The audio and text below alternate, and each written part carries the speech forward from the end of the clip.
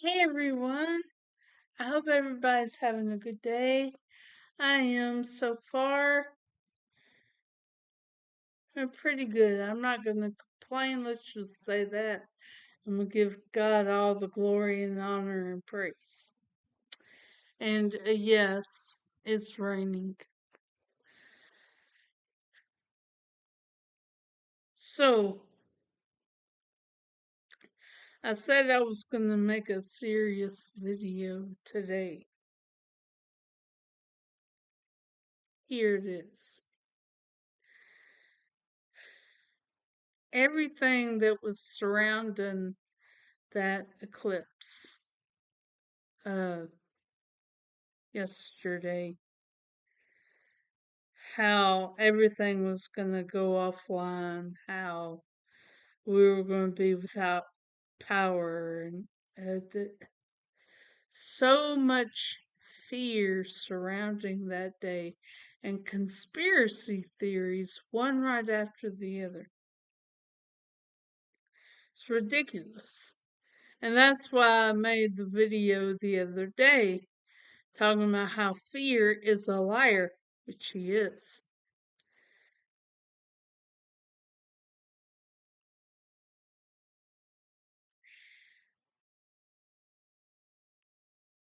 There's no fear in love. Perfect love casts out fear.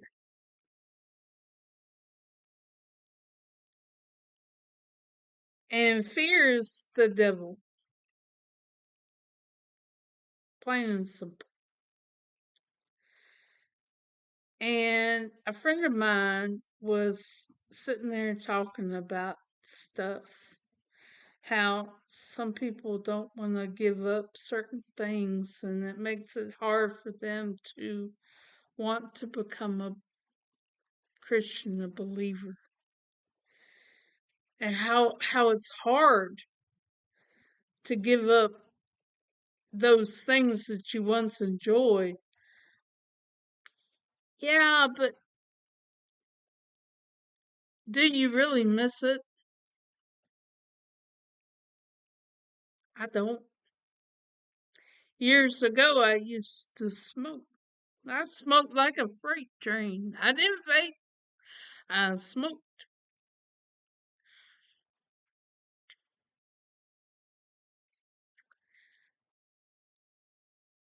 I had chest pain one day that just would not go away. Every time I moved, it hurt. So they did a scope and they couldn't find anything in my heart and all of that stuff. And Roger said, I bet you it's because of your smoking. And I said, no, that's not it. That's not it. So after I got out of the hospital, I lit up. I had half a cigarette. I lit one up, chest started hurting. So I was like, well, okay. Threw it on the ground. Well, I think I might have snuffed it out on the ground and threw it away in the trash can. But, yeah, and I never picked up one again, and I haven't missed it. God took that taste away out of my mouth, which I'm so thankful. Uh, 'Cause I had tried to quit many, many times before and was unsuccessful. Uh,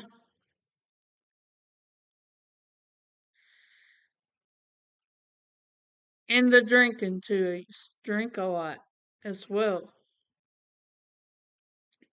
And especially after my mother died, uh, I drank to forget, but it didn't really work because it was always there after I sobered up. And for years, I still drank some, like with my family when I go to Mississippi and stuff. Sometimes they would have wine, and I would have a wine. Not even that. not anymore.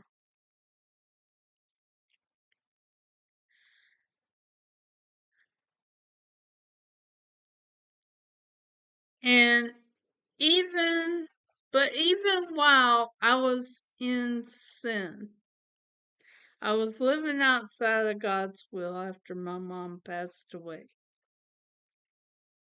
And I lived like that.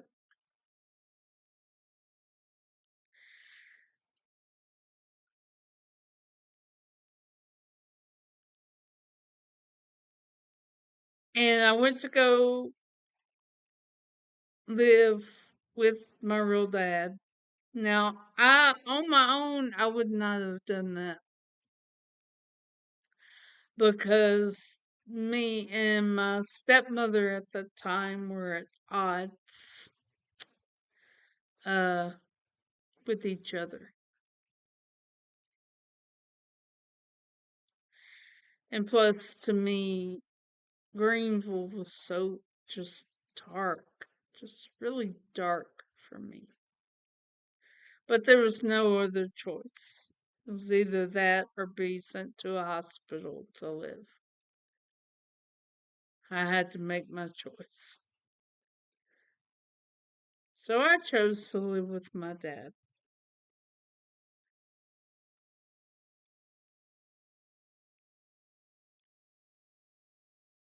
I drank, I still perpetuated the drinking and everything.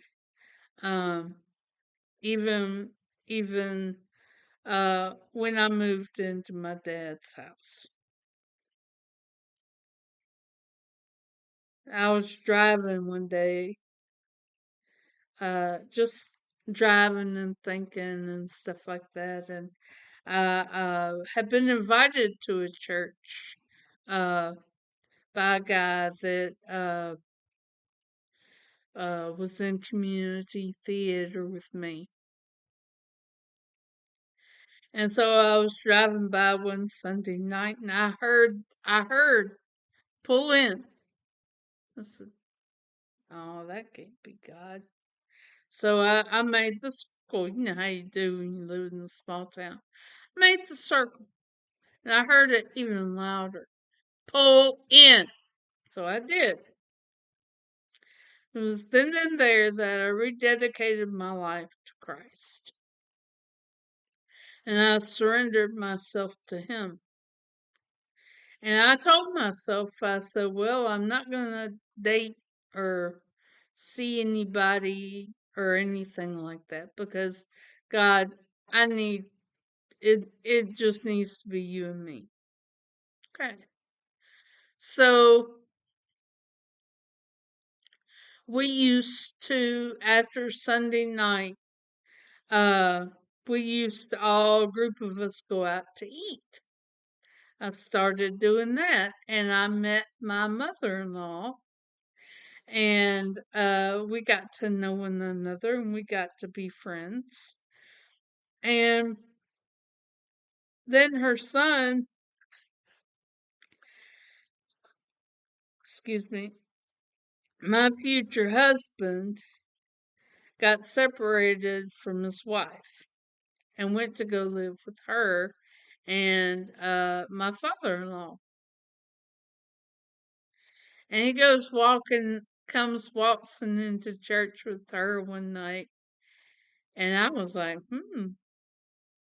he's nice looking. But I didn't think anything of it.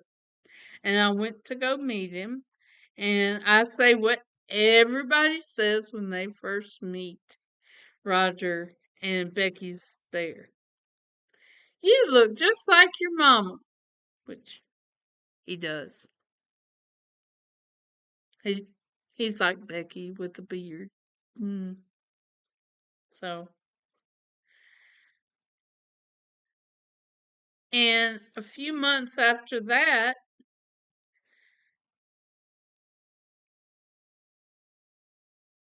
a couple of months after that, of getting to know one another, going out on the group dates after Sunday night service. Uh, After a few months of that, couple of months, he asked me out on a date. So I did. I took a chance. And from then on out, we were inseparable. You saw me, saw him. You saw him, you saw me. And about a month or, well, 3 months after that, he asked me to marry him. We dated for a year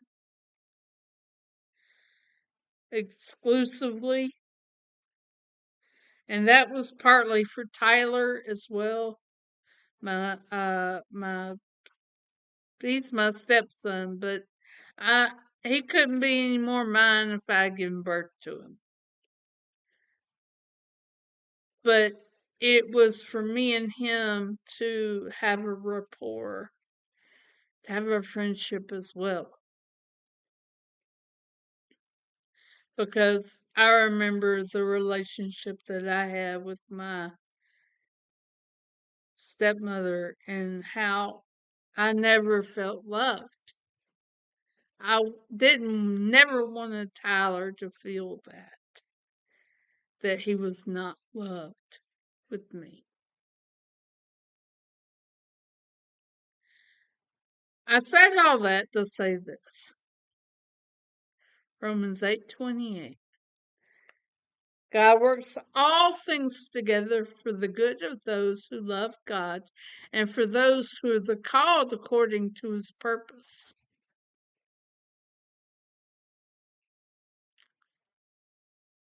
And he's right. And y'all, if my mother had lived, I would have been with her, taking care of her.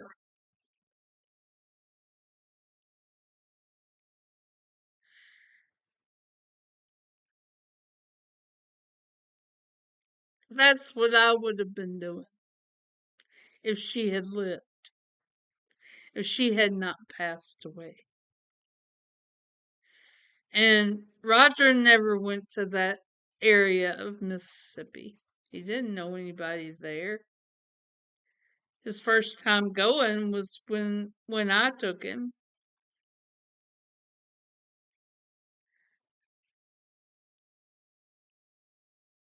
I had to be there in Greenville. I had to be there.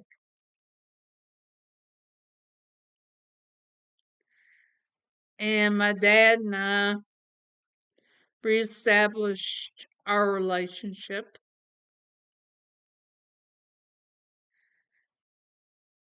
He got delivered of alcohol and he got saved. And we fit just it seemed like a whole lifetime of memories into those 2 years.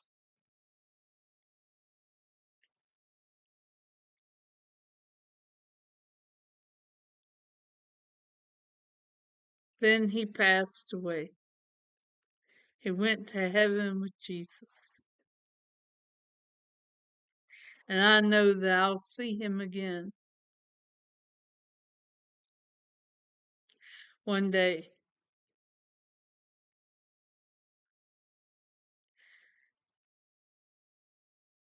I miss him every day, just like I miss my mom every day, but I know where they are, and that I'll see him again.